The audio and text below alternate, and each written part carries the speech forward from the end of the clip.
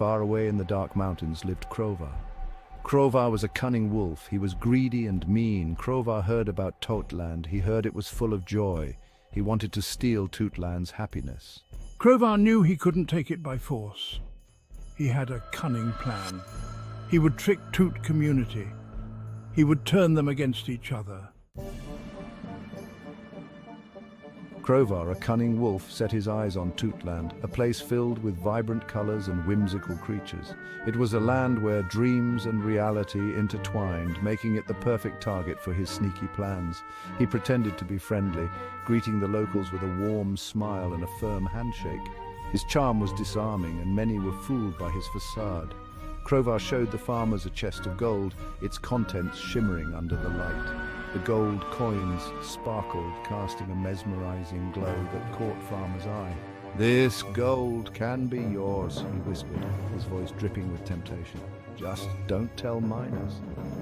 The promise of wealth was enticing, but it came with a heavy price. Farmers were shocked. The offer was unexpected, and the weight of the decision pressed heavily on his young shoulders.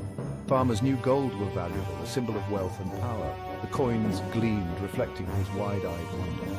The bond they shared was unbreakable. He refused Crovar's offer, choosing love over greed. Undeterred, Crovar went to Tut community. His determination to sow discord was unwavering. He showed them a beautiful crown adorned with precious jewels. The crown sparkled, each gem reflecting a different hue. "This crown can be yours," he whispered, his voice smooth and persuasive. "Just don't tell miners." The allure of the crown was powerful, but it came with condition. Miners knew a crown was precious, a symbol of royalty and elegance. The jewels sparkled, captivating her gaze, but miners the unity of Tut deeply. The love they shared was more valuable than any crown. She refused Crovar's offer, choosing family over temptation. Crovar was angry. His plan was failing. He needed a new trick. "Farmers is boasting. Then Crovar whispered to the Tuts about miners. Miners is being selfish." The Tuts started to believe Crovar's lies. They started to argue. Farmers and miners were confused. Why were the Tuts arguing? They felt sad. Tut Land was not so happy anymore. Tut community had a lot on their minds and hoped the tranquility of nature would help them find some clarity. They came to their favorite clearing. It was a place of peace and reflection, where the sunlight filtered through the trees, casting a warm glow on the ground. This spot had always been their sanctuary. They sat down under a big oak tree. The tree's massive branches provided a comforting shade, and its sturdy trunk felt like a reliable friend. They leaned against it, feeling its strength. "Something is wrong. The Tuts are fighting." The usually harmonious Tut Land was now filled with discord and chaos. The Tuts, who were always so united, were now at odds with each other. I know. It's hard to believe how quickly things have changed. The once joyful songs of the Tuts were now replaced with arguments and misunderstandings. And it's all our fault. We let our guard down and allowed Crovar to deceive us. We should have been more vigilant.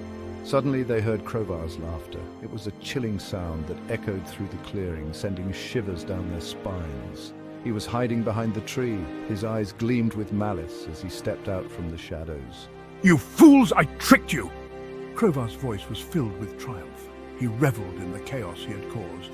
"Soon, Tut Land will be mine." His plan was unfolding perfectly, or so he thought. People realized the truth. They had been too trusting and had underestimated Crovar's cunning. They had been tricked by Crovar. The realization hit them hard, but it also ignited a spark of determination. But it wasn't too late. They knew they had to act quickly to restore peace in Tut Land. They still trusted each other. With unity and determination, they believed they could overcome any obstacle.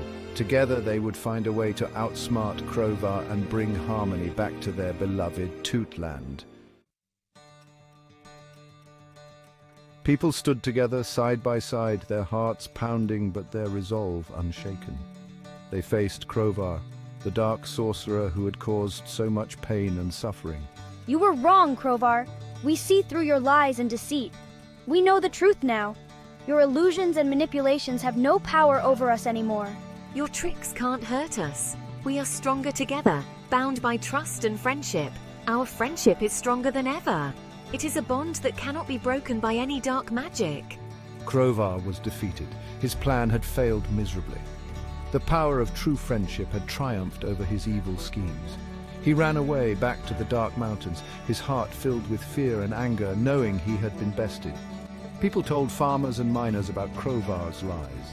The Toots, once misled, were ashamed of their actions. They apologized to farmers and miners, their voices trembling with regret and sorrow. Tut Land was happy again. The dark clouds of deceit had lifted and joy returned to the hearts of its inhabitants. The Toots learned a valuable lesson. They understood the importance of trust and the strength that comes from unity. Friendship is worth more than gold.